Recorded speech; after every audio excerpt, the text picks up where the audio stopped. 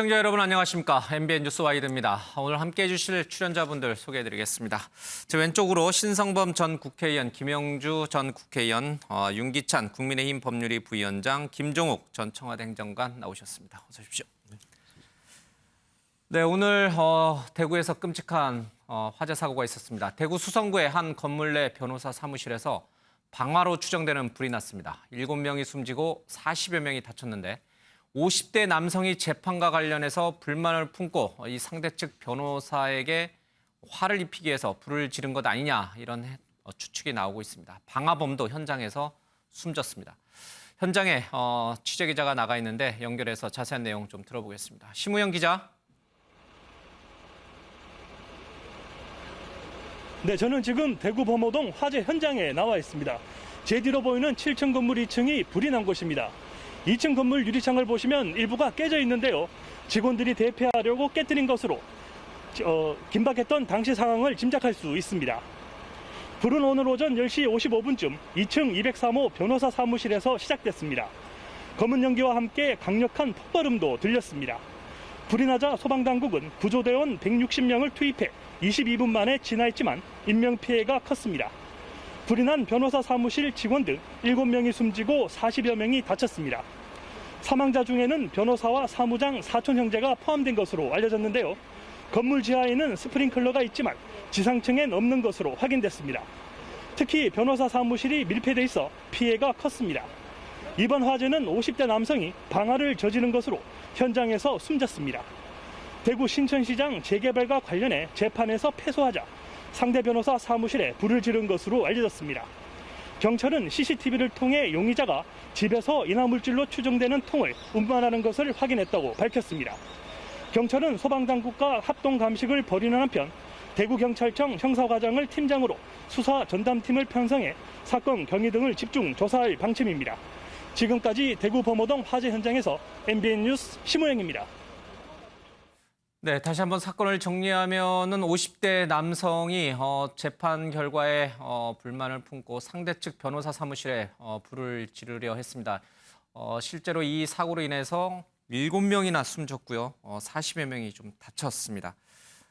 윤기찬 변호사님, 지금 두 가지 점들을 좀 짚어봐야 될 것 같습니다. 먼저 왜 이 50대 방화범 현장에서 같이 숨지긴 했습니다만 이제 집에서 인화물질 아마 신나로 좀 추측이 됩니다. 뭐 휘발유거나 아니면 신나일 텐데 왜 이 불을 질렀는가 하는 그 이유가 좀 궁금합니다. 이 법조인에 대한 일종의 이런 테러라고까지 얘기해야 될까요? 하여튼 이런 건 굉장히 법치국가에서는 충격적인 일이거든요. 뭐 큰 범죄로 보면 그렇게 볼 수도 있고요. 이제 물론 수사를 통해서 방화 경위, 방화했는지 여부부터 사실 방화했는지 여부 또 방화했다면 그 이유가 뭔지 이런 것들에 대한 이제 수사가 진행되고 있는 것으로 알고 있는데 어쨌든 이제 사망한 변호사 중에 한 분은 제가 아는 변호사예요.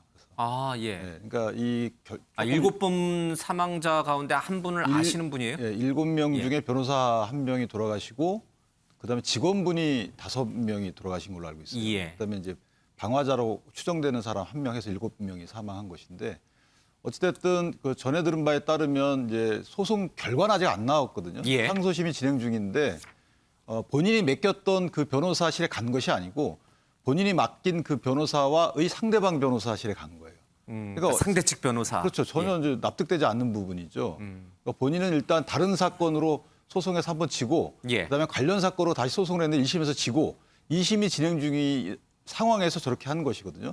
그러니까 어떤 경위로 그랬는지 모르겠지만 구도상 보면은 본인이 맡긴 사건의 변호인한테 불만이 있었던 것은 또 아닌 듯 싶어요.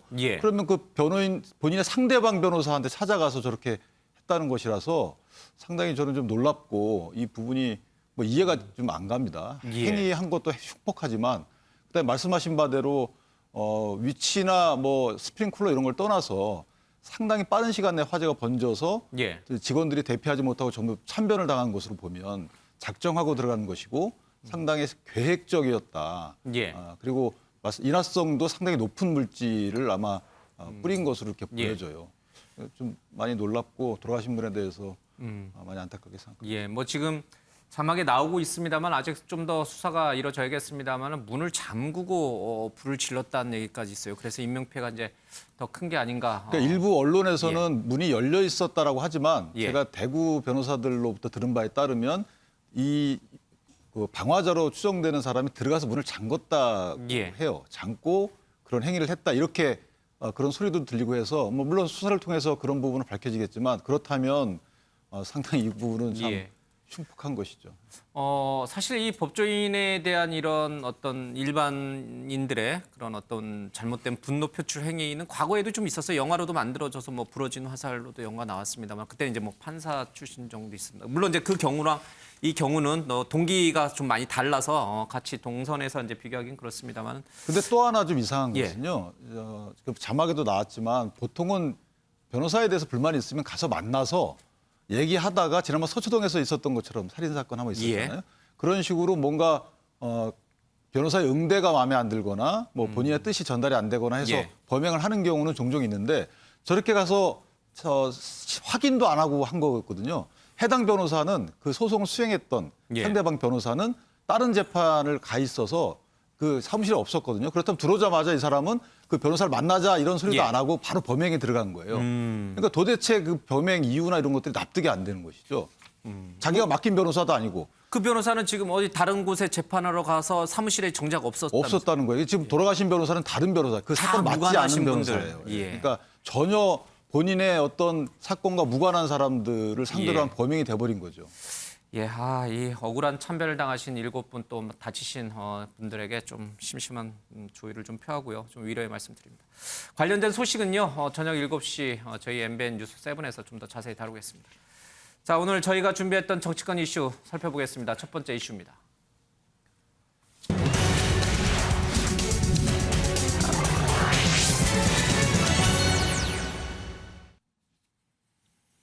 네, 윤석열 대통령이 오늘 천안함 생존 장병들과 오찬을 가졌습니다.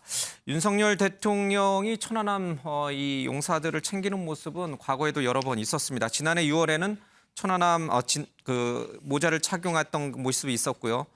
지난 1일에 또 티셔츠와 모자를 착용했던 그런 모습이 있었죠. 천안함에 대해서 윤석열 대통령이 특별히 신경 쓰는 이유가 뭘까? 보훈 용사들에 대한 국가적 예우 차원이다라는 해석도 좀 나오고 있습니다. 직접 윤석열 대통령의 얘기를 들어보겠습니다. 네.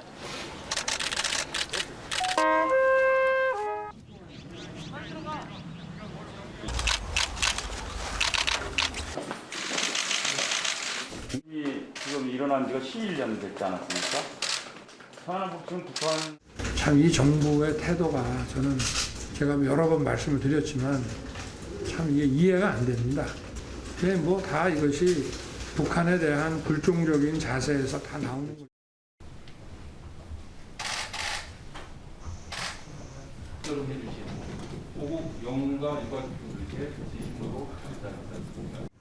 나라를 지킨 영웅들을 제대로 예우하고 유가족들을 억울함이 없도록 따뜻하게 모시는 것이 정상적인 국가의 당연한 책무입니다.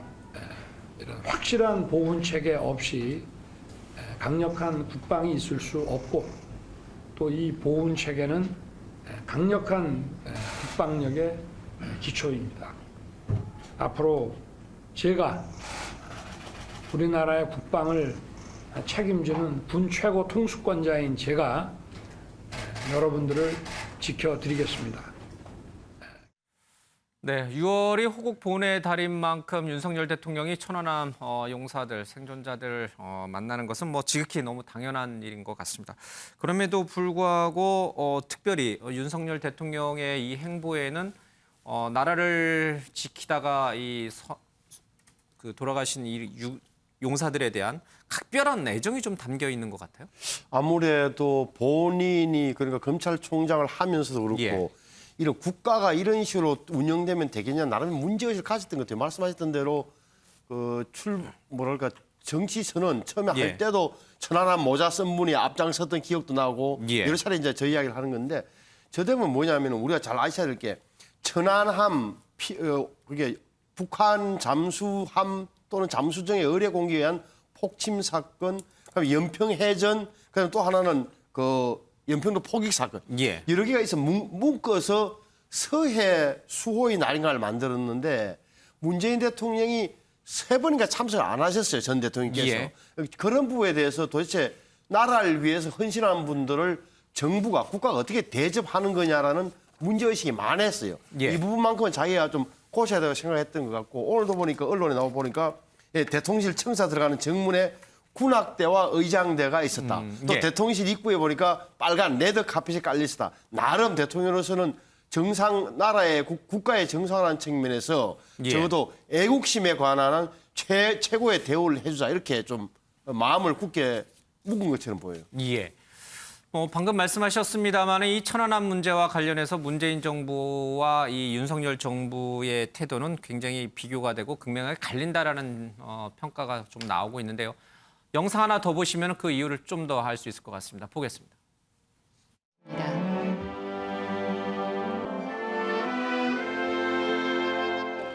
대통령님, 이게 북한 수행인가 누구 수행인가 좀 말씀 좀 해주세요. 그런데요, 여적지 북한 수행이라고 진실로 해본 일이 없어요. 그래서 이 늙은이에서 한 점 풀어주세요. 정부 공식 입장에 공식 조금도 변함이 입장에서 없어요. 지금요, 딴 사람.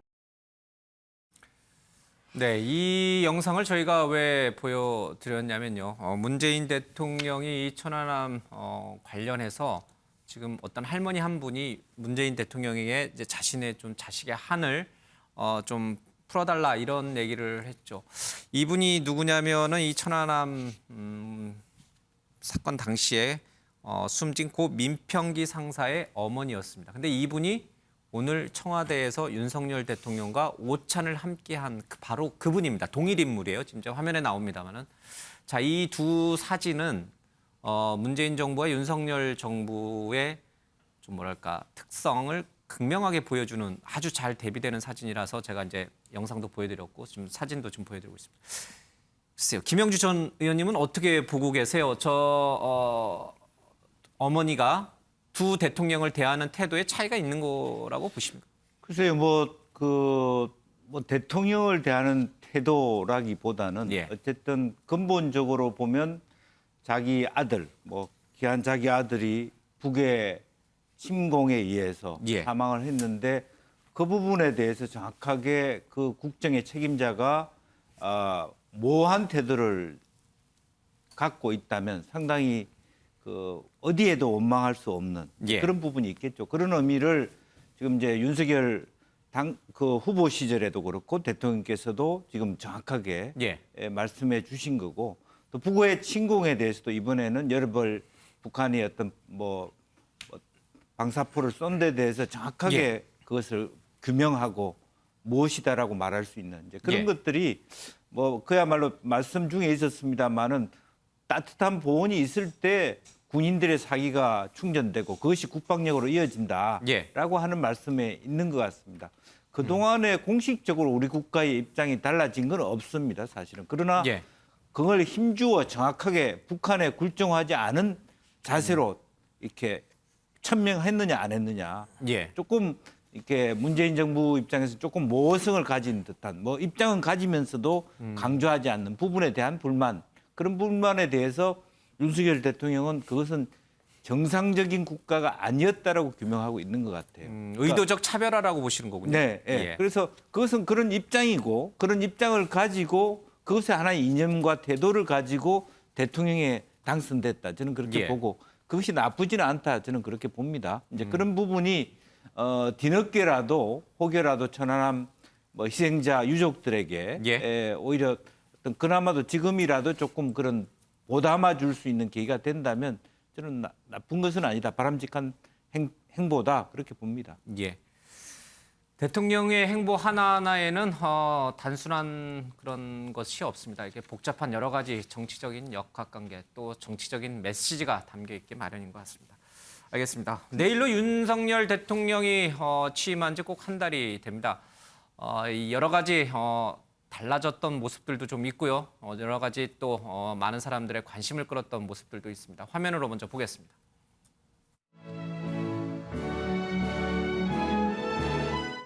선서, 나는 헌법을 준수하고 국가를 보위하며 조국의 평화적 통일과 국민의 자유와 복리의 증진 및 민족문화의 창달에 노력하여 대통령으로서의 직책을 성실히 수행할 것을 국민 앞에 엄숙히 선서합니다. 대통령 취임 한 달 되셨는데 지금까지 소감이랑 앞으로 국정원장 방향에 대해서 좀 다시 한번. 저는 원래 뭐 한 달 됐다, 뭐 1년 됐다에 대한 특별한 소감 같은 거 없이 살아온 사람이고 열심히 해야죠. 지금 뭐 시급한 현안들이 뭐 한두 가지가 아닙니다. 네, 윤석열 대통령 취임 한 달이냐 1년이냐 뭐 이런 건 크게 의미가 없다. 저 당면한 여러 가지 이제 현안, 특히 이제 경제적 어려움이 있으니까요. 이 경제 문제에 대해서 굉장히 고민을 많다 이런 뉘앙스로 좀 풍겼습니다. 이게 뭐 여담이긴 합니다만은 김건희 여사와의 결혼기념일이나 이런 것도 이렇게 안 챙기시면 서운해하실 텐데 알겠습니다. 윤기찬 변호사님은 취임 한 달 동안 윤석열 대통령의 모습을 보면서 머릿속에 떠오르는 가장 강렬한 메시지는 뭡니까? 잘한다? 아니면 이런 부분은 좀 아쉽다? 아니면은 앞으로 조금 걱정된다? 아니면 이런 것은 상당히 기대가 된다? 여러 가지 메시지가 머릿속에 딱 떠오를 것 같아요. 그 메시지 전부 다 얘기해야 하나만 얘기하시죠. 제 생각은 어쨌든 모호한 행보는 하지 않는다. 모호하지 않다. 그러니까 언론을 의식하거나 그 여론을 의식하는 이런 모호한 행동을 전혀 하지 않고 예. 여론에 따라서 입장이 단기간 내에 변화되는 이런 그 국정 운영을 하지 않는 것을 일단 저는 보고 있고요. 예. 그리고 허례의식이나 격식은 크게 따지지 않는다.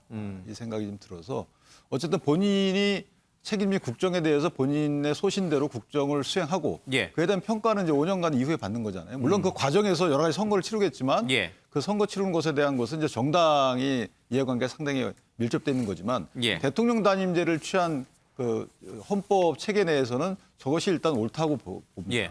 그리고 아까 제가 뒤늦게 말씀 못 드렸는데 이 보훈의 부분은 사실은 아까 대통령 취임 선서에도 뭐 있다시피 국가를 보위해야 되잖아요. 국가 보위하는 게 호국이고 그게 보훈인데 이게 진영이나 또는 제 정치 세력의 이해관계 때문에 거기에 대한 입장이나 이런 것들이 달라지면 안 되는 거거든요. 예. 그러니까 서해 그 천안함 폭침의 경우에도 오히려 국가가 폭침에 대해서 애매하더라 한 상황이더라도 국가가 나서서 이건 폭침이 맞다 잠수함 이렇게 힘을 실어줘야 되는 마당인데 예. 문재인 정부에서는 전 그런 이미지를 못 받았어요. 뭐 사실관계를 몇 차례에 걸쳐서 명명백백 밝히는 건 좋은데 거기서 느껴지는 이 순직한 사람들의 유가족이 느끼는 건 분노까지 나온다는 거 아니겠어요? 예. 그러니까 북한에 대한 분노를 일으켜야 되는데 우리 정부에 대한 분노를 일으키는 이런 보훈 정책이라는 것이 대통령이나 일반 국민 입장에서 보면 공감하지 않겠습니까? 저 그런 대통령의 행보지 뭐 정치적 메시지를 내거나 어떤 뭐 차별을 하거나 이런 취지에서 의도적인 행보로 보지는 않습니다. 너무 당연한 행보를 하신 거예요. 당연한 행보죠. 이게 상식적인 행보라고 저는 생각을 해요. 예.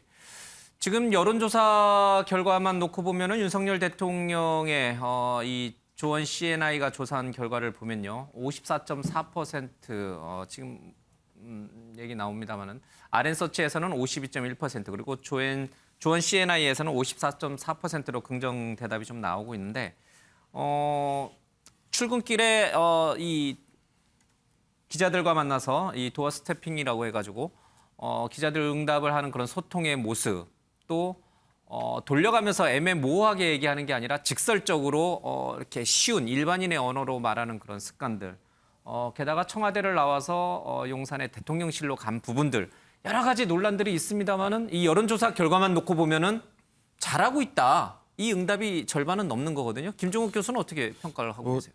아직 한 달도 안 되는데 야박하게 말씀드릴 수는 없고. 왜요?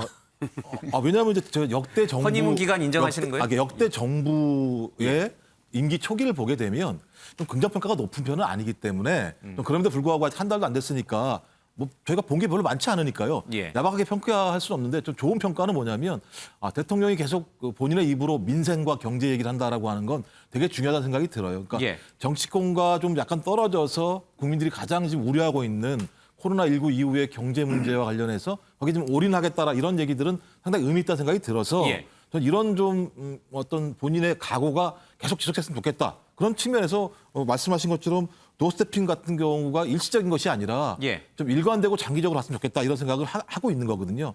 항시라도 대통령이 어떤 생각을 하고 있는지 국민이 들을 수 있다라는 건 좀 좋다는 생각이 드는 건데요. 예.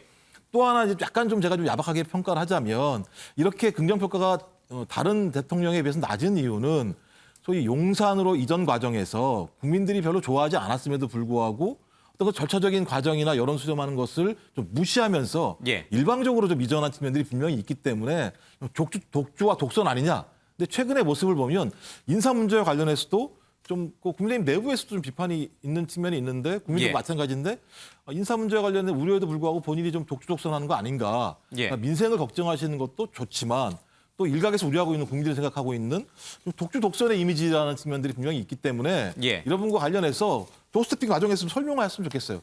제가 볼 때는 본인에게 좀 뭐 필요한 부분들은 일방적으로 좀 설명만 하시는 것들이라는 느낌이 좀 들기 때문에 예. 그런 측면이 아니라 국민들이 우려하는 부분들도 충분히 반영하는 말씀을 좀 하신다면 긍정평가가 지금 뭐 나와 있는 50%대 초반에서 조금 더 올라가지 않을까 이런 생각을 해봅니다. 저도 한 말에서 보태고 싶은 대목이 나왔는데 예를 들어서 지금 언론이나 이른바 지식청, 예. 정치 평론하는 사람들 사이에서 흔히들 갖기 쉬운 함정이 저는 좀 뭐랄까 상투적인 그런 비판일 수 있다고 봐요. 예를 들어서 대통령실 옮기는 거 청와대 이전만 하더라도 예. 저도 뭐 처음부터 이렇게 뭐 뜨악했던 사람 중에 하나지만 결과를 놓고 보면 지금 와서 돌아보면 이때 단안을 안 내렸더라면 결단을 안 했다면 어떻게 됐을까 생각도 사실 드는 대목이 있는 거예요. 예. 지나 보면 하루 들어갔다가 못 나왔을 가능성이 있는 거고 그게 제 말씀이 이런 거예요. 윤석열 대통령 리더십의 특징이 어떻게 보면 작은 비판에 개의치 않고 자기 길을 쭉 가는 거다. 예. 이것을 놓고 예를 들어서 독선적이다, 일방적으로 평가가 가능하지만 그 부분 나중에 좀 결과를 보고 나서 평가해 줬으면 좋겠다. 오히려 결단력 내지 추진력으로 치환돼서 예. 다시 돌아와서 평가해 줄 대목도 분명히 있다는 대목도 일반 국민들 좀 인식하는 그런 대목이 있는 거예요. 예. 또 하나는 문재인 전 대통령께서 마지막까지 40%의 지지율을 유지하는 바람에 그게 눌려서 아니면 가려져서 윤석열 대통령이 초기에 이른바 언론에서 말한 허니문 효과를 제대로 못 본 측면도 있어요. 그런데 예. 5월 9일, 5월 10일 이후에 조금씩 올라가고 있는 것은 제가 말한 이런 부분에 대한 평가가 좀 반영된 거다. 다만 재평가가 이루어지고 있다. 예, 인사 문제 뒤늦게나마 예. 이제 허니문 효과를 보고 있는 거예요. 다만 인사 문제에 대해서는 검찰 이 부분도 좀 시간이 지난 다음에 언론에서 좀 봐줬으면 좋겠다 생각을 해요. 지금 너무 검찰 출신 인사들로만 독식 자리 그러니까 채우는 거 아니냐에 대한 저도 굉장히 부정적 여론도 바뀔 거다. 저는 좀 결과 봐서 아니 예. 그 요소에 있는 분들이 실적을 내느냐 아니면 능력을 발휘하느냐에 따라서 평가 달할 수 있는 대목이 저는 있다고 봐요. 알겠습니다. 그러나 신성범 의원님의 말씀과는 또 다르게 예, 한때 같은 한 배를 탔던 선대위원장으로 모셨던 김종인 전 위원장은 오늘 쓴소리를 내놨습니다. 들어보겠습니다. 내가 보기에 그거 가지고 국민과 소통한다고 생각하면 안 돼요. 국민이 바라는 바가 뭐라고 하는 것을 제대로 인식하고 그거를 충족시켜주는 것이 가장 국민과 소통을 잘하는 거라고 하죠. 지금도 내가 보기에는 그 황홀경에 빠져 있다고 봐. 내가 대통령인데 내가 마음대로 다 할 수 있다는 이런 자신감도 있고 이게 내가 일반적으로 얘기할 때 대통령이 당선되면 순간에 구름 위로 올라가 버린다. 구름 위로 올라가죠. 예. 그 구름 위에는 항상 태양이 떠 있으니까 자기 뭐든지 다 될 수 있다고 생각을 하는 거예요. 예. 그런데 그 환경에서 빨리 벗어나야지 정상적인 정책을 수행할 수 있지 않나 이렇게. 구름이 하늘에서 황홀경에 빠져 있다. 자기가 뭐든지 다 할 수 있는 마치 신이 된 것 같은 그런 착각에 빠져 있다. 그리고 이 출근길에 기자들과 이 질의응답하는 저런 소통의 모습은 오래 못 갈 거다. 아주 김종인 전 위원장이 쓴소리를 해놨습니다. 동의하세요? 우리 신 의원님? 저는 저분의 평가가 눈이 밝으신 분이셨는데 언제부턴가 저 대목이 너무 좀 오래된 표현이잖아요. 하늘에 떠 있다는 표현이라든지 이런 게 과연 윤석열 대통령의 인간적 특징과 리더십 유형을 제대로 평가하고 분석하고 하는 말씀 같지는 않다. 어떻게 보면 김종인 어르신의 개인적인 인상기에 저는 그치고 이래 봐요. 예. 김영주 의원께서는 왜 이렇게 쓴웃음을 짓고 계세요?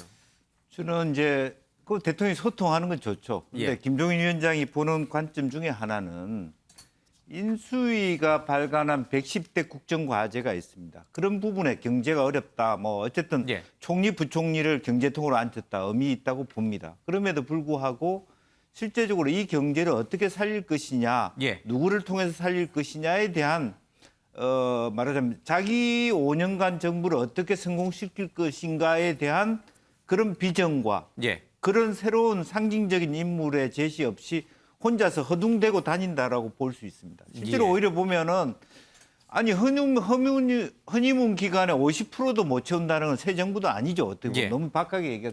그나마도 치고 올라가다 도로 주춤해서 내려오는 지경입니다. 실제로 보면 더 올라갔다면 60대로 올라가야 돼요. 허니문 기간이라면. 예. 그래야지 그다음에 중간 정도 하면 50대를 유지하면서 더 못하면 40대가 내려올 텐데 기존은 50%대에서 하고 있다라고 하면 실제로는 내내 조금 있으면 허니문 끝나면 40%대에 허덕이다가 끝나는 정부가 될 수 있단 말이죠. 예. 그래서 김종인 위원장, 전 위원장의 얘기를 그냥 지나간 뭐 옛 노래로 들을 것이 아니라 정확하게 저렇게 뭐 축구장에 가고 그렇게 뭐 소통한다고 생각할 것이 아니라 정확하게 문화부 장관을 누구를 뽑았습니까? 예를 들면 문화, 체육, 콘텐츠가 이렇게 중요하다면 그것을 이루기 위해 예컨대 토니 블레어 같은 경우에 쿨 브리타니아 젊고 지혜로운 문화 강국 그런 비전과 예. 함께 사람 올리면서 행보를 해야지 이것은 자기 기분 나로 나 축구 좋아해 축구 보러 가고 문화부 장관이 어디 있는지 모릅니다. 그다음에 여성 뭐 장관 없다니까 여성 3분 올렸는데 지금 청문회도 못할 지경이 돼 있어요. 어떻게 좋은 점수를 줍니까? 거기까지 하겠습니다. 알겠습니다. 그런데 제가 하실 말씀들이 많네요. 예. 아니 이제 소통이라는 것이 또는 이제 점심 식사를 여러 사회 분야분들을 모시고 듣는 거잖아요. 그리고 또한 위로해드리고 또 위로받고 이런 거거든요. 그게 소통이라고 볼 수 있는 것이고 그거 안 하는 것보다 낫지 않겠습니까? 청와대 구중궁궐에 앉아서 혼자 점심 드시는 것보다 낫잖아요. 일단 진일보 한 겁니다. 그다음에 소통하는 이유는 뭐냐면 언론으로부터 감시당하는 기능도 있는 거예요. 예. 대통령이 무슨 생각을 하는지 국정에 대해서 생각을 몰입할 수 있도록 아침에 물어보기 때문에 생각하고 나오실 거 아니겠어요? 예. 이런 긍정적인 기능도 있는 것이고 그다음에 국민으로부터 정책적 수요가 뭔지는 이미 다 파악을 하고 계신 거잖아요. 잘 살고 안전하게 살고 이런 것들을 위한 정책을 열심히 피고 있잖아요. 그러니까 지금 30일 지난 이 상황에서 예. 이 정도의 소통 능력에 대해서는 좀 박수를 쳐주셔야 되는 게 아닌가. 뒤늦게 이 소통 쇼만 했지 나중에 보면 정책적 효과가 예. 없더라. 이것은 저 뒤늦게 하실 말씀의 범주다. 알겠습니다. 윤기찬 변호사께서 이명박 대통령의 취임 한 달을 평가할 때 가장 먼저 떠오르는 단어는 모호하지 않다라는 그 표현이라고 메시지라고 이제 말씀하셨는데 사실 이렇게 출근길 기자들과 만나는 자리에서 하시는 말씀이 늘 일관적이면 좋겠는데 나라 정책, 국가 정책이라는 게 그렇지는 않겠죠. 어제 생각이 다르고 오늘 생각이 다를 수가 있습니다. 바로 그 모습이 포착이 됐습니다. 바로 이명박 전 대통령의 사면 문제였습니다. 들어보겠습니다.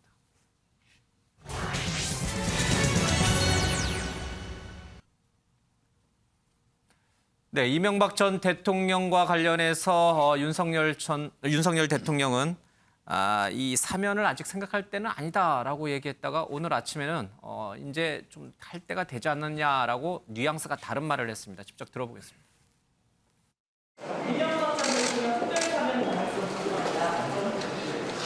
글쎄요, 뭐 거기에 대해서는 지금 언급할 문제는 아니라고 생각합니다. 대통령이 후보 시절에 이명박 전 대통령 사면이 필요하다고 말씀하셨는데 혹시 그 생각을 여전히 유효하신 건지요?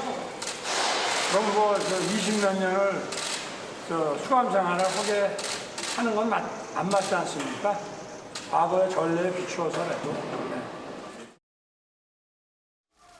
적폐청산이라는 명목으로 보면서 이것이 과연 개혁이냐, 감정풀이냐, 정치적 보복이냐 이런 의심이 들기 시작했습니다. 적폐청산이라는 이름으로 진행되고 있는 검찰 수사에 대하여 많은 국민들이 보수를 괴멸시키고 또한 이를 위한 정치 공작이자 노무현 대통령의 죽음에 대한 정치 보복이라고 보고 있습니다. 물론 하고 싶은 이야기도 많습니다만은 말을 아껴야 한다고 스스로 다짐하고 있습니다. 다만 바라건대 역사에서 이번 일로 마지막이 되었으면 합니다. 네, 이명박 전 대통령 형 집행 정지를 신청해 놓고 있죠. 이와는 별개로 이 사면 얘기도 나오고 있습니다. 광복절 특사 얘기도 나오고 있고요. 윤기찬 변호사님, 모호하지 않다고 메시지를 던지는 그 특징을 말씀하셨는데 어제 한 얘기와 오늘 하신 얘기가 달라요, 윤 대통령? 이거 질문의 내용이 좀 다른 것 같아요. 그러니까 아, 기자들이 잘못한 겁니까? 대통령이 잘못. 질문하신 예. 기자님이 다르겠죠. 예. 그러니까 예컨대 사면에 대한 입장은 긍정적인 건 맞는 것 같아요. 사면의 필요성은 긍정적으로 생각하시는 것 같아요. 예. 그런데 이제 사면 단계가 여러 단계가 있거든요. 검사나 검찰총장 등이 이제 법무부 장관한테 상신 신청을 합니다. 예. 그다음에 법무장관이 사면 심사위를 열어서 결정을 하면 대통령께 상신하는 거거든요. 이런 절차가 있기 때문에 대통령이 지금 언급하는 것은 적절치 않다라고 본 것 같고 예. 문제는 뭐냐면 지금 형 집행정지를 심사 단계에 있어요. 그러니까 형 집행정지가 만약에 인용되게 되면 수원지검장에 의해서 예. 그러면 수용 생활이 어려울 정도의 건강 상태다라는 게 인정이 예. 되는 거고 그렇다 그러면 이 이명박 대통령에 대한 사면에 대해서는 사실은 박근혜 전 대통령과 달리 예. 여론이 좀 복잡합니다.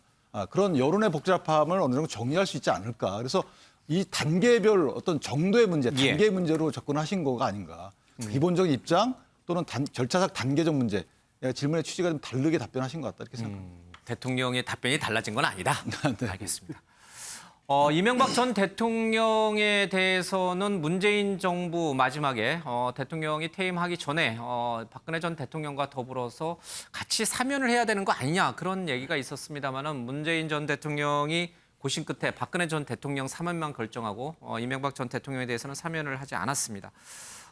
민주당 내에서는 이명박 전 대통령이 사면을 해서는 안 된다라는 얘기들이 주장이 좀 많이 힘을 얻고 있는 상황인데 진보적 성향으로 알려져 있는 진중권 씨는 이제 해줄 때가 됐다. 팬덤 정치에 의존하지 않는 유일한 대통령은 이명박 전 대통령이다라고 오히려 칭찬하시면서 이제는 사면해줄 때가 됐다는 얘기를 하고 있어요. 우리 김종욱 교수는 어떻게 생각하세요? 사면할 때가 됐어요? 진중권 전 교수가 진보적이신가요?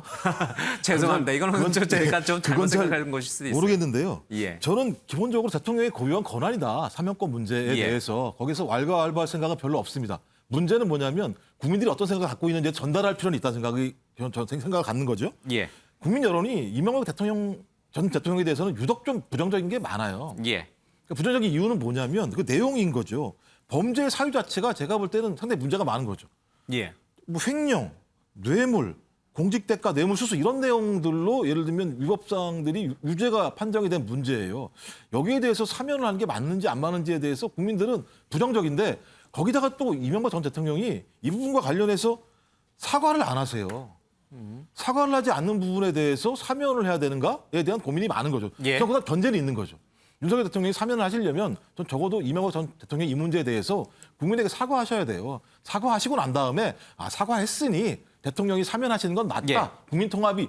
근데 사과도 하지 않으시는 분에게 사면을 하면서 국민 통합을 말씀하시면 국민들이 이상하게 되는 상황이 되는 거죠. 예. 이런 문제 때문에 아마 어제 윤석열 대통령이 사면 얘기가 나오니까 그 얘기 지금 할 때가 아닌데 이 얘기가 나오게 되면 본인 지금 임기 초반에 다양한 일들을 해야 되는데 이 문제가 오늘도 계속 이런 논쟁하는 거 아니겠습니까? 블랙홀처럼. 예, 그렇게 얘기가 되니까 얘기 안 했다가 본인 입장은 8월 15일 날 저는 사면은 제가 정했다고 봐요. 기본적으로.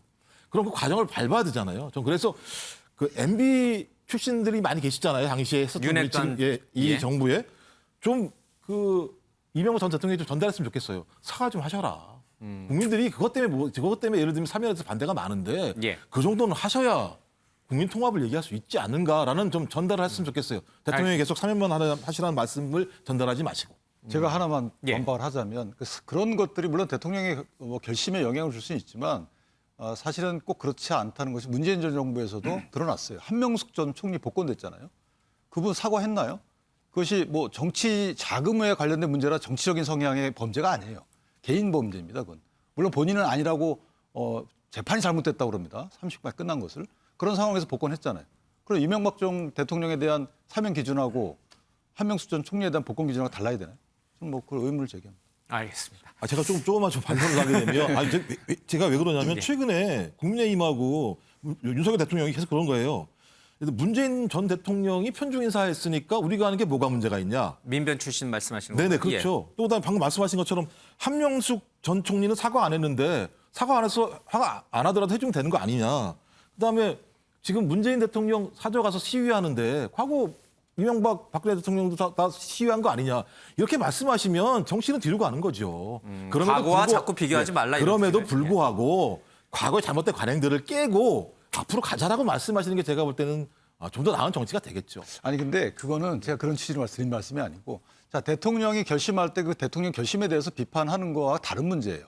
그러니까 예를 들어서 사면의 기준은 동일해야 된다. 민주당 그 얘기하시는 계열에 거죠? 계신 분들이 비판할 때 그건 똑같이 해야죠. 대통령이 결심할 때는 뭐 정치적 성향에 따라서 또는 상황에 따라 다를 수 있는 거죠. 예를 들어서 한명숙 전 총리에 대해서 꾸준히 복권 제청을 했어요.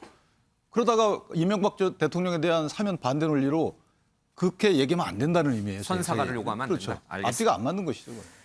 예, 윤석열 대통령의 뉘앙스가 달라진 부분은 또 한 부분이 있습니다. 바로 이 검찰 출신 인사를 더 기용할 것이냐 아니면 이제 그만 기용할 것이냐는 문제인데 직접 들어보겠습니다. 아마 당분간은 예. 뭐 다음 인사 때까지는 모르겠습니다만은 앞으로는 더 이상 검사 출신을 기용할 기용하지 않을 것 않겠다고 말씀하셨습니다. 어제 제가 통화를 해서 더 이상 뭐 검사 출신을 쓸 자원이 있습니까? 그러니까 뭐 없다고 말씀하시더라고요. 예, 그러니까 뭐 충분히 인사에 대해서 비판하는 거는 국민의 자유니까 저희들이 그 부분에 대해서는 잘 수용을 하겠습니다. 그렇지만은 대통령의 그런 인재풀의 한계 그리고 지금 집권 초기고 하는 그런 시간적인 촉박함 그리고 그분들이 다 그래도 검증을 받은 사람들이거든요. 그래서 그 사람들이 일을 잘하는지 못하는지에 대해서 감시를 계속 해주셨으면 고맙겠습니다. 권성동 대표한테 검사 출신 더 기용하지 않겠다고 말씀하신 거 맞으세요? 그러면 홍정마루 위원장도 글쎄요, 필요하면 또 해야죠. 근데 무슨 뭐 권영세, 원희룡, 박민식 같이 벌써 검사 그만둔 지 20년이 다 되고 국회의원 3선, 4선하고 도지사까지 하신 분을 무슨 검사 출신이라고 얘기하는 거는 좀 어폐가 있지 않습니까? 법률가들이 가야 되는 그런 자리들, 과거 정권에서도 다 그 전례에 따라 법률가들이 갈 만한 자리들에 대해서만 배치를 했고 필요하면은 해야죠. 자, 대통령의 생각이 또 달라진 건가 아니면 중간에 통화를 직접 했다고 하는 권성동 원내대표가 잘못 언론에 전한 것인가? 미스테리합니다. 좌진석 우성동이라 불릴 정도로 윤석열 대통령의 핵심 측근으로 알려진 분이 바로 이 권성동 원내대표신데 직접 통화에서 더 이상 검찰 출신을 기용하지 않겠다라는 대통령 말씀을 들었다고 분명히 얘기를 했거든요. 근데 왜 대통령께서 글쎄 필요하면 더 해야지 이런 얘기를 하셨을까요? 적어도 통화를 했겠죠. 그러니까 권성동 원내대표 입장에서는 아마 그 당의 걱정을 전달했을 거예요. 검찰 저도 검사 출신이나만 검사 출신이 너무 많아서 당 안에서도 소리가 많습니다라고 얘기했을 테고. 그러니까 그럼 더 자원이 남아 있나요? 더 쓸 사람 있나요? 그러니까 이번에는 모르지만 이번에 아까도 이야기했잖아요. 근데 더 이상 없다고 들었다 하는 건데 대통령 입장에서는 여기에 대해서 그러면 그걸 인정하고 자 지금까지 검사를 너무 많이 썼습니다. 그래서 지금도 안 쓰겠습니다 소리 할 수 없는 거잖아요. 기자들 앞에서. 기자 앞에서. 그다음에 앞으로도 그렇게 쓸 수 있는 거고 능력자나 적격자가 나오면 저는 그 정도 원론적인 차원이다라고 보여지고 오히려 중요한 대목은 아까 대통령이 정치를 한 지 얼마 안 됐다는 점 하나. 이 정치권에 빚진 게 없다는 생각을 갖고 있는 게 분명한 거예요. 기존 정치인들에게 나 빚진 게 별로 없어. 또 하나는 뭐라고 하지? 능력이 증명된 사람들. 그게 본인 윤석열 대통령의 눈으로 확인한 능력을 확인한 그런 사람들은 결국 검찰 사이드밖에 없었을 거다. 일정한 한계를 그러니까 좁은 지형 안에서 한계를 갖고 지금 사람을 쓰고 있는 것만큼은 분명하도록 여기에 대한 비판도 잘 보니까 신문을 잘 읽고 있는 것 같아요. 권영세, 박민식 이야기하는 거 보니까 저는 그래서 대통령이 아마 앞으로 무리하지는 않을 것 같다고 느껴져요.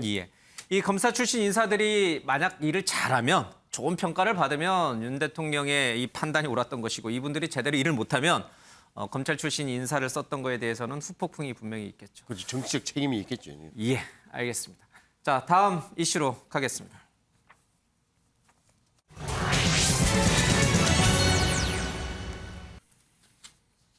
네, 우크라이나를 방문했던 이준석 국민의힘 대표가 오늘 오후에 귀국했습니다. 조금 전에 귀국을 했어요. 그래서 또 기자들에게 또 이런저런 얘기를 털어놨는데 당내에서는 이제 그만 싸움을 했으면 좋겠다라는 의견이 압도적이긴 합니다만은 이준석 대표의 오늘 오후의 발언은 그렇지가 않은 것 같습니다. 직접 들어보겠습니다.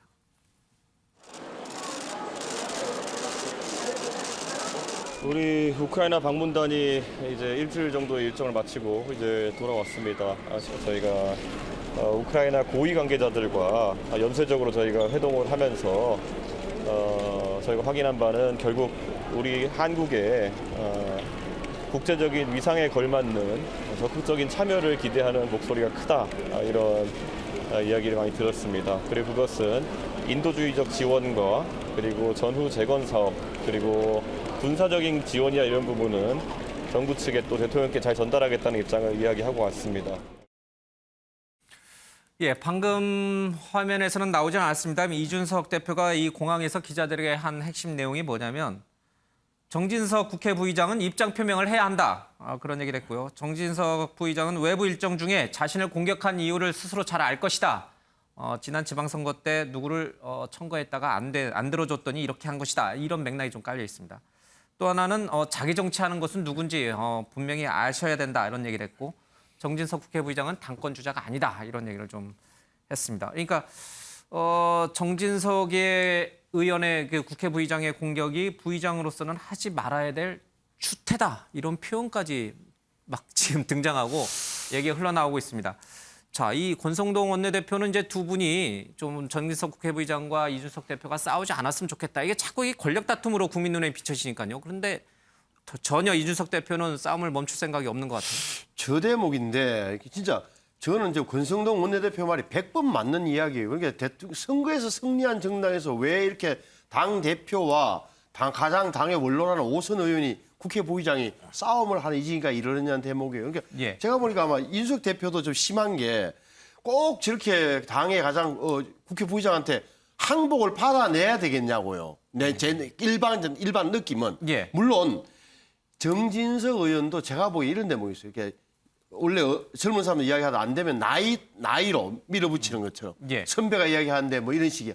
그것도 잘못된 거지만 이준석 대표도 이번 기회에 아예 누가 잘못했는지 확실히 가려보자. 지금까지 참았다는 식으로 저렇게 미안하지만 선배한테 완벽하게 100% 항복을 받아내려고 하는 것은 제가 보기에 좀 잘못됐다고 저는 감히 말씀드려요. 예. 그러면 정진석 이 국회 부의장과 권성동 원내대표 얘기까지 지금 들어보겠습니다. 방문 중에 정진석 의원이랑 좀 설전이 있었는데요. 그거 관련된 입장도 좀 있습니다. 설전이라 표현하기보다는 하필이면 제가 외부 일정으로 외국을 방문하고 있을 때 그런 상당히 사실관계도 맞지 않고 공격적인 언사로 당대표에 대해서 공격을 시도한 이유가 무엇인지는 아마 보시는 국민들이 잘 알 것이다 이렇게 생각합니다. 애초에 정진석 부의장이 적시하신 내용은 그 자체가 허위입니다. 어느 유튜브 방송에서는 할 법한 이야기를 대한민국의 국회 부의장이 말씀하셨다는 거는 첫째로는 악의가 있거나 아니면 둘째로는 굉장히 정보의 어두운 상황이었거나 이 둘 중 하나일 것입니다. 그에 대해서 명확한 입장 표명을 하셔야 될 것입니다. 조직 구성원들의 다양한 의견이 전 나와야 된다. 이렇게 저는 생각을 하고 있고요. 그런데 이런 혁신 논의가 당내 최고 지도자 간의 그런 감정 싸움으로 흐르는 것에 대해서 정말 저는 안타깝게 생각하고 이 부분은 좀 더 지양해야 되지 않겠냐 두 분 모두 그렇게 생각하고 있습니다. 예, 정진석 국회 부의장의 얘기가 아니라 이제 이준석 대표의 오늘 공항에서의 얘기를 좀 추가로 들어봤습니다. 윤기찬 변호사님, 지금 이 이준석 대표하고 이 정진석 국회 부의장 간의 두 분의 이 다툼, 이게 지금 선을 넘은 것 같다는 느낌이 좀 들어요. 표현들이 굉장히 이제 거칠어지고 있습니다. 당내 최다 다선 의원 그리고 또 윤핵 간의 핵심 중에 핵심으로 불리는 분과 지금 현 당권을 쥐고 있는 당대표 간의 이런 갈등 관계가 국민 눈에 좋게 비칠 리가 없을 텐데 중재를 누군가 해야 되는데 이 중재도 안 먹히는 것 같죠? 서로 간의 그 의도를 미리 짐작하고 나서 대응하는 것 같은 느낌이 들어요. 그러니까 지금 겉으로 드러나는 사실관계만 갖고는 저렇게까지 갈 이런 대상이 아니거든요. 정진석 국회 부의장을 상대로 해서 입장을 밝히라는 소리는 사과하라는 소리 아니겠어요? 글쎄요, 뭐 민주적 정당에서 여러 가지 의견을 밝혔다 그래서 그것이 서로 사실관계가 다르면 사실관계를 밝히고 설득하는 과정을 당대표가 그런 절차를 진행하는 것도 참 괜찮겠다라는 생각이 드는데 상당히 너무 공격적이에요. 그리고 전제적이라는 생각까지 들어요, 저는 개인적으로. 혁신위 설치 같은 경우에도 말은 혁신이지만 사실은 혁신이 설치해서 어떤 걸 하기 위해서 혁신을 설치해야 된다.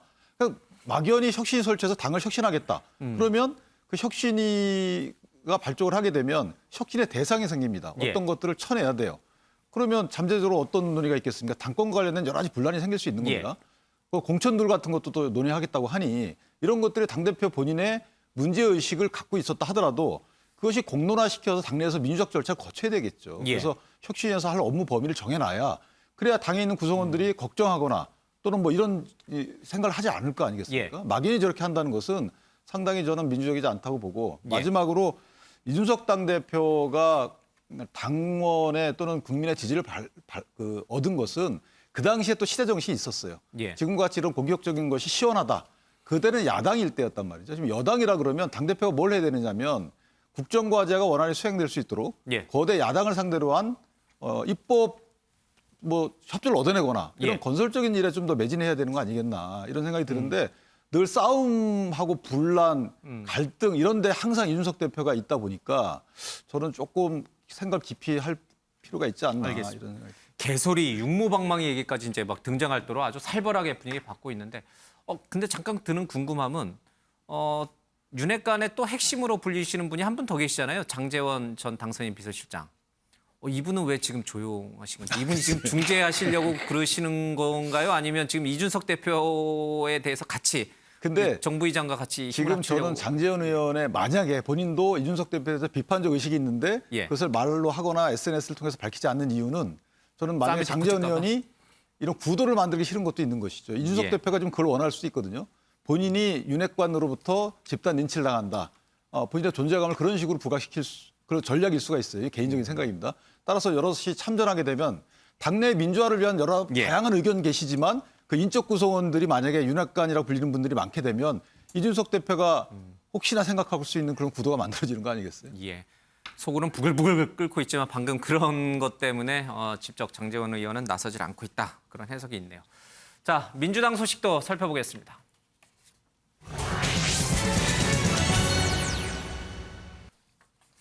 네, 지방선거에서 패한 민주당은 이른바 친명, 친이 간의 갈등이 좀 극계에 달하고 있습니다. 이른바 개딸들로부터 이 집단 문자와 이 여러 가지 대자보 테러를 당하고 있는 친문의 대표적 홍영표 의원의 얘기가 계속 나오고 있고요. 급기 오늘 이재명 의원이 자신을 지지하고 있는 지지층에 좀 자제할 것을 요청했고 또 이른바 개딸로 불려졌던 그 지지자 중에 한 분은 또 직접 찾아가서 대자보 붙인 것에 대해서 사과까지 했습니다. 관련 영상 보고 오겠습니다. 저는 사실은 문자를 너무나 많이 받았습니다. 정말 뭐 인신 공격 정도가 아니고 무슨 거의 뭐 협박을 하고 뭐 이런 일이 있었는데 뭐 제가 저는 이런 것들이 뭐 일일이 제가 대응할 수도 없고 이게 이제 우리 당이 극복해야 될 과제다. 그 지금 이런 활동에 조직적 배후가 있다. 그래서 누가 조종한다 이 말씀을 뭐 말씀하시는 여러 겁니까? 가지 뭐 이제 증거들이 있는데요. 비공개 의원총회를 하는데 거기에서 발언이 그런 강성 지지자들한테 전달이 되고 그것 때문에 이제 의원들이 공격을 받고 정말 더 입에 담을 수 없는 이런 공격들을 합니다. 그러니까 아무래도 이런 뭐 문자 폭탄을 한번 보십시오. 하루에만 한 1,000개, 2,000개 받다 보면 참 어떻겠어요. 어제 국회에서 민주당 초재선 의원의 이 대선 또 지선 패배 평가 토론회가 있었습니다. 여기서 나온 얘기들은 뭐 여러 얘기가 있습니다만은 결국은 젖잘싸 이 논리를 더 이상 내세우지 마라 이런 얘기도 있고요. 또 이재명 또 송영길 대표를 선거에 뽑은 그 책임을 누가 져야 될 것이냐라는 얘기들이 좀 많이 나왔습니다. 김영주 의원님, 지금 이재명 의원은 살아남았지만 많은 사람들이 전쟁터에서 쓰러져 갔거든요. 그럼 그 패배의 책임을 이재명 의원이 져야 될 것이냐 아니냐? 우리 김영주 의원은 어떻게 누가 책임을 져야 된다고 보세요? 글쎄요, 어쨌든 그 민주당 전체가 책임을 져야 될 문제고 이재명 개인이 아니고요. 네, 왜냐하면 대선에 져서 그 대선에 진 결과로 지방선거에 여파가 온 거거든요. 그럼 대선에 진 것은 이재명 후보 때문에 졌냐 그렇게만 볼 수 없습니다. 물론 그 윤리적 책임, 그 결과적으로 누구한테 졌든 간에 그 동안에 보면 대선에 진 후보는 유감을 표하고 그 뭐 아쉬움을 표하면서 외국을 간다든지 이렇게 이낙연 전 대표는 가셨잖아요. 네, 예. 그렇게 했지만 어쨌든 그럼에도 불구하고 문재인 정부가 정치를 잘 못해서 정권 연장을 못한 거 아닙니까? 그렇다면 이재명하고는 관계없다. 아니 관계가 없다는 뜻이 아니라 예. 친문 쪽에서 이 책임을 이재명에게만 물릴 수 있냐라는 문제인 거죠. 예. 그러니까 사실은 이재명 책임도 있을 수 있지만 그 지방선거에서는 더 이재명 책임이지만 근원적인 원인이 만약 대선에서 우리가 이겼다면 지방선거가 적겠습니까? 그렇지 않았을 겁니다. 이제 그런 측면에서 봤을 때 결과적으로 대선에 졌다라고 하는 이번 지방선거는 대통령 취임 이후에 한 달 이전에 지방선거가 치렀기 때문에 대선에 졌다라고 하는 대선 기간 동안 지난 정부 문재인 정부 동안 부동산 정책 친노 친문이 일반적인 큰 책임이 있고 그 책임과 함께 사실은 지방선거를 치르는 데 있어서 여러 가지 더 당이 어렵게 된 거는 이재명 송영길 책임이 있다. 함께 책임지는 자세 이런 것이 필요한 것이지 누가 누구에게 책임을 전가할 만한 그런 상황은 저는 아니라고 봅니다. 알겠습니다. 이번 지방선거에 그러니까 선거 대선 패배의 책임을 지고 자숙해야 될 이재명 의원이 왜 나왔느냐. 본인은 당과 당원들이 원해서 나왔다라고 얘기하고 있습니다만 민주당 원로인 유인태 전 사무총장은 전혀 그렇게 생각하지는 않고 있습니다. 들어보겠습니다. 당대표가 중요합니다. 누가 될 것인가? 이재명 의원이 나올까요? 글쎄 그거 알 수 없죠. 저는 본인을 위해서는 안 나오는 게 좋다고 봐요. 대선은 5년 남았어요. 전 좀 길게 보고 당분간 좀 저기 이제 원내 처음 들어왔으니까 그 길게 내다보고 가는 게 좋을 것 같아요. 그렇게 뭐 대통령 선거 떨어지자마자 이러는 후보는 처음 보잖아요. 아니 당의원에서 출마한 건데 이제 와서 이재명 탓이라고 하면 어떡하냐. 희생했더니 적반하장이다. 당의원하기는 무슨 당의원해요. 다 아는 걸. 아니, 세상이 다 아는 걸 가지고 자꾸 그 쓸데없는 소리들 하지 그만하라고 그래요. 참 유인태 전 의원은 말씀을 구수하게 잘하세요. 참 쓸데없는 소리. 세상이 다 아는 뻔한 거짓말을 왜 하느냐. 그렇게 당과 당원이 원해서 나온 것은 아니라는 얘기를 좀 하고 있는 것 같습니다. 지금 민주당의 대선 또 지방선거 패배 원인 가운데 여러 가지 얘기들이 많이 나옵니다만 특히 이제 지방선거 패배 원인 가운데 하나로 어제 토론회에서 나왔던 거는 바로 이제 검수완박을 무리하게 밀어붙인 게 있습니다. 그런데 이 타이밍에 최강욱 의원은 또 검수월박이라고 검사들의 월급을 좀 깎는 그런 법안 마련을 하고 있습니다. 자꾸 민심과 괴리돼서 가는 것인지 아니면 정말 진짜 검사 월급들이 다른 공무원들보다 너무 많으니까 합리적으로 깎는 게 맞는 건지 김종욱 교수님은 어느 편에 서 있습니까? 저는 뭐 최강욱 의원의 그런 문제에 대해서 별로 이렇게 언급하고 싶지는 않은 생각이 들고요. 제가 물어본 제가 민망하지 않습니다. 아니 왜냐하면 뭐 최강욱 의원이 한 거 부분과 관련해서는 합리적인 부분은 분명히 있어요. 하지만 지금 시점에서 저런 법안을 제출하고 발언을 하시는 것이 민주당에 도움이 되는지에 대해서 본인이 좀 잘 살펴볼 필요가 있다는 생각이 드는 것이고요. 제일 큰 문제는 뭐 민주당 패배의 요인들이 많이 나와 있는데 저는 딱 두 가지라고 봐요. 하나는 뭐냐면 단기로 보면 안 됩니다. 대선과 지방선거만 보면 안 되는 거고요. 아까 말씀하신 것처럼 왜 민주당이 당심이 민심과 멀어졌는가. 이 부분을 살펴봐야 되는데 2019년 8월 달부터 아마 시작이 돼요. 조국 전 장관 문제부터 시작을 해서 그때부터 정권 침판론이 올라가기 시작합니다. 그럼 그 얘기는 뭐냐면 소위 민심과 당심이 떨어졌다는 거 아니겠습니까? 근데 그것이 한 번도 복구되질 않았어요. 그럼 3년 동안 계속 지속된 거예요. 또 하나는 지방선거에 패배하고 난 다음에 여론조사 데이터에 의하면 민주당 지지층이 균열됩니다. 그러다가 다시 복구가 돼서 2020년 총선에서 승리를 하는데 2020년 총선 승리 이후에 다시 또 균열이 돼요. 그게 복구가 안 됩니다. 전 그렇다면 민주당이 지금 고민해야 될 건 뭐냐. 이 두 대목인 거죠. 지지층이 균열됐음에도 불구하고 왜 복구를 못했는가의 문제랑 왜 계속 국민들의 생각과 다른 결정들을 하고 나갔는가의 문제랑 그걸 왜 제어하지 못했는가. 그럼에도 불구하고 어떻게 0.73%까지 붙었는가. 이런 전반적인 상황에 대한 구조적인 요인들을 분석을 해야 되는 것인데 제가 볼 때는 서로 상대방에게 책임을 전가하기 위해서 장가지 얘기들이 너무 많아요. 제가 볼 땐. 그 장가지를 왜 얘기하느냐. 제가 볼 땐 8월 전당대회 공천권 문제에 지금 논의가 있기 때문이에요. 저는 그래서 돌아와서 적어도 문재인 정부 5년, 그다음에 대선 패배 이후에 적어도 한 3개월 동안의 기간 이 두 가지를 분리해서 좀 면밀히 평가하셔야 돼요. 알겠습니다. 평가가 안 되면 제가 볼 땐 진짜 장기 침체로 갈 수 있습니다. 국민의힘도 그렇고 민주당도 그렇고 역시 이 공천, 당권을 쥐고 권력 투쟁이 일어나고 있는 모습인 것 같습니다. 다음 이슈로 가겠습니다.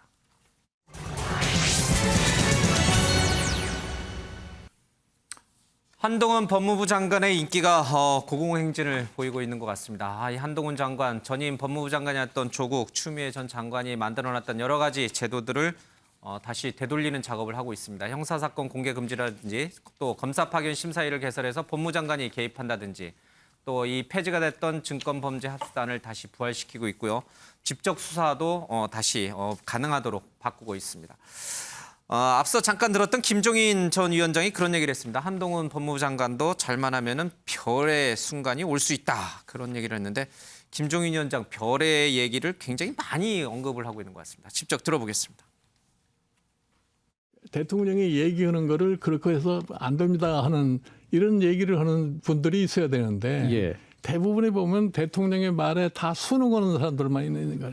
할 수 있으면 한동훈이가 할 수 있을 거예요. 한동훈 장관이. 사실은 이 새로운 인물이라고 하는 것이 한동훈 법무장관 이외에는 별로 없어요. 아니 그야 뭐 한동훈 법무장관이 앞으로 법무장관 직책을 수행하면서 어떻게 국민의 눈에 비치느냐에 따라서 본인도 별의 순간을 잡을 수도 있다고 봐요. 그런데 그러기 위해서는 지나치게 이 검사 생활에 젖었던 거를 너무 이렇게 강조로 하질 않아야 돼요. 그런데 김종인 전 위원장이 별의 순간을 언급했던 분이 많아요. 윤석열 지금 현 대통령은 별이 됐으니까 됐고요. 안철수 지금 의원도 그렇고요. 그리고 김동연 지금 민주당의 경기도지사 이분한테도 별의 순간 얘기를.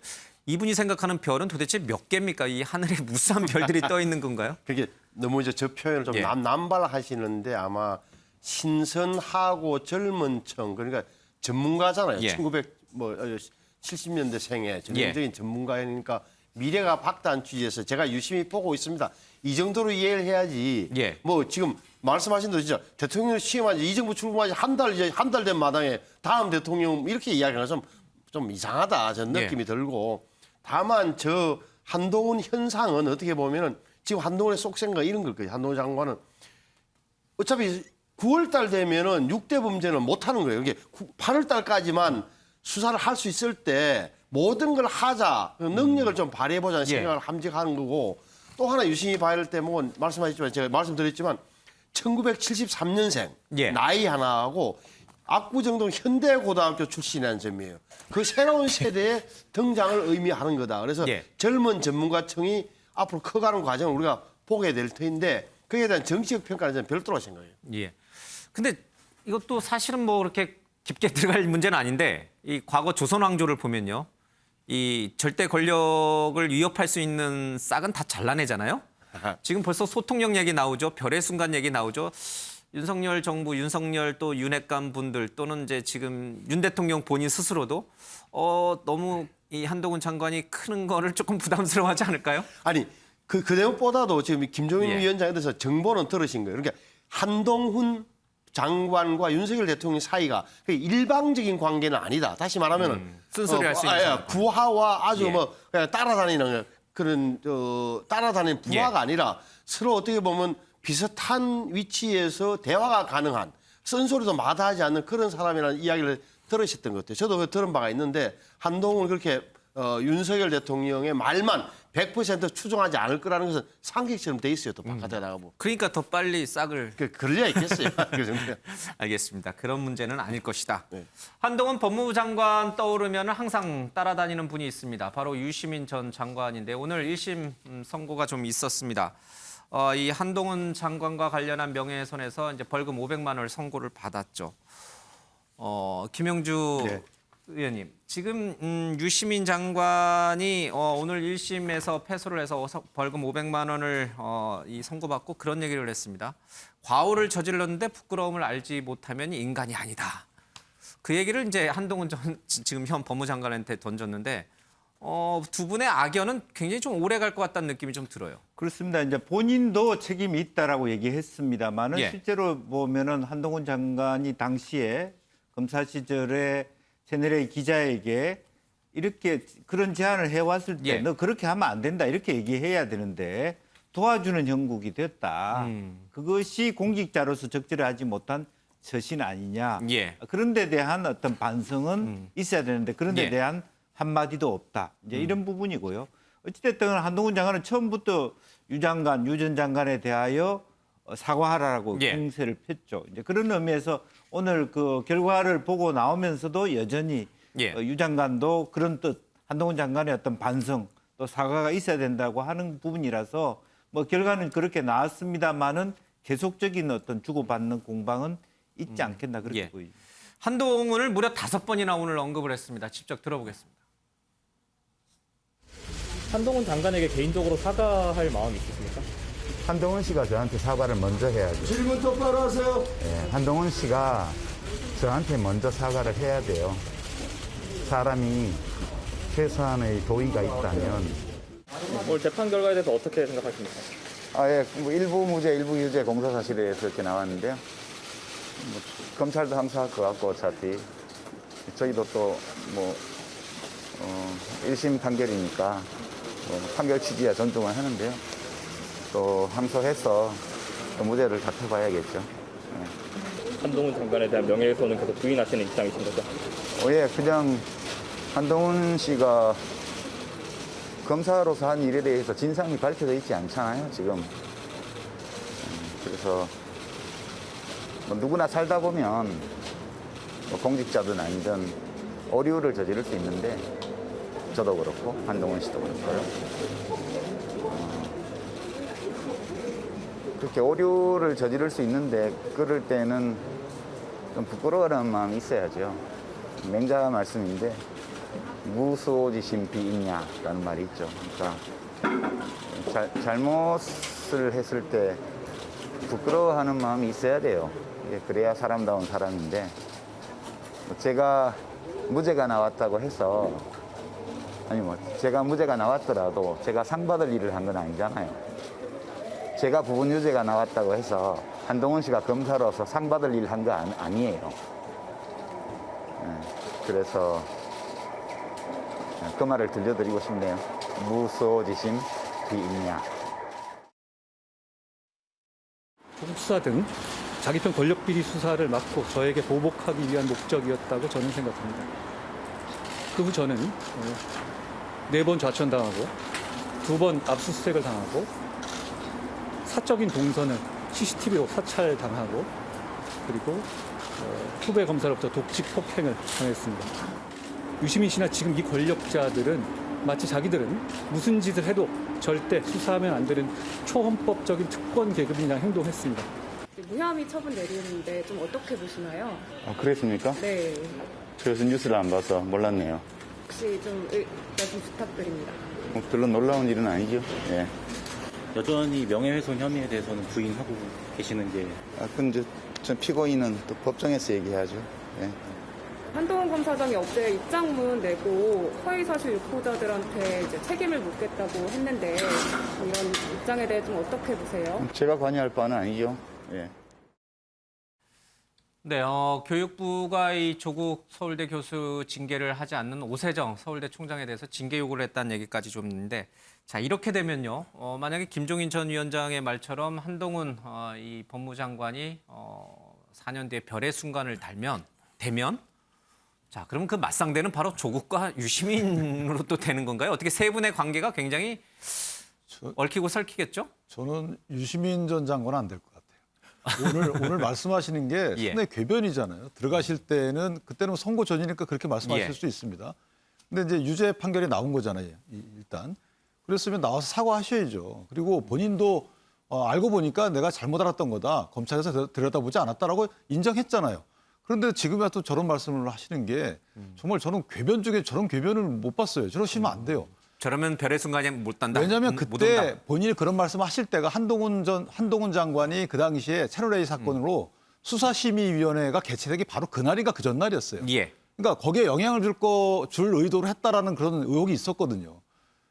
근데 한동훈 장관에 대해 수사심의위원회에서 수사도 하지 마라, 예. 기소하지 마라 이런 식의 결론이 났음에도 불구하고 끝까지 끌고 온 거예요. 그렇다면 한동훈 장관 입장에서 보면 억울하죠. 예. 그러면 뭐 수사권을 남용한 검사로 비춰진 것에 대해서 어떤 손해를 입었다 이런 법관이 얘기를 했거든요. 그렇다면 거기에 대해서는 본인이 사과를 하고 그다음에 그럼에도 불구하고 한동훈 당신도 이렇게 해라라고 해야 되는데 본인은 너무 떳떳하시잖아요. 예. 그럼 법원의 유죄 판결은 믿지 않고 또 한동훈에 대한 그 검찰의 무혐의 판단도 믿지 않고 예. 그럼 본인 자신만 믿으신다는 거잖아요. 글쎄 저런 분이 어떻게 정치를 했는지 이해가 안 갑니다. 김종욱 교수는 어떻게 보세요? 지금 민주당의 마땅한 차세대 주자, 물론 이제 김동연 경기지사가 뭐 급부상을 하고 있습니다만은 그런 없는 마당에서 한동훈 장관에 대한 인기가 계속 올라가면 이쪽에서도 누군가 대항마가 나와야 되잖아요. 그 대항마는 누가 되겠습니까? 조국 전 장관 아니면 지금 뭐 유시민 전 장관? 아니 뭐 이미 한 분이 계시지 않습니까? 일단 상처는 받았지만 여전히 제가 볼 때 한 분이 계시기 때문에 팬덤을 갖고 계신 분. 예, 뭐 그렇기 때문에 그분을 쉽게 얘기할 수는 없는데 저는 김종인 전 위원장님이 너무 좀 별의 순간을 인플레이션 시키는 게 아닌가. 그러니까 가격 가지고 예를 들어서 가격이 떨어져 버리는 거 따지고 보면은요. 지금 인플레이션 때문에 큰일 났습니다. 우리. 예, 그래서 제가 볼 때는 이렇게 말씀하시는데 저는 뭐 일단 유시민 전 이사장이든 한동훈 법무부 장관 다 무수호지심 비의냐 해야죠. 두 분 다. 뭐 말씀하신 것처럼 본인이 계좌 추적한 거 사실이 아닌 사실이 분명히 있으니까 국민에게뿐만 아니라 제가 볼 때는 한동훈 법무부 장관한테 사과해야죠. 또 반대로 따지면 녹취록 내용을 좀 보십시오. 검사가 기자랑 할 얘기입니까 그게? 위법 여부를 떠나서 제가 볼 때는 이것도 부끄러운 얘기죠. 그러니까 이게 범죄 행위가 아니라고 얘기해서 부끄럽지 않은 겁니까? 아니 그 적어도 예를 들면 이 정도의 그 검사가 기자들과 이런 얘기를 한다라고 하는 것이 올바른 내용이겠습니까? 이건 예를 들면 문제가 없는 겁니까? 저는 이런 식의 접근은 문제가 있다. 두 분 다 무수호지심 비의냐 하셔야 된다 생각합니다. 과오를 스스로 좀 잘 깨달아라.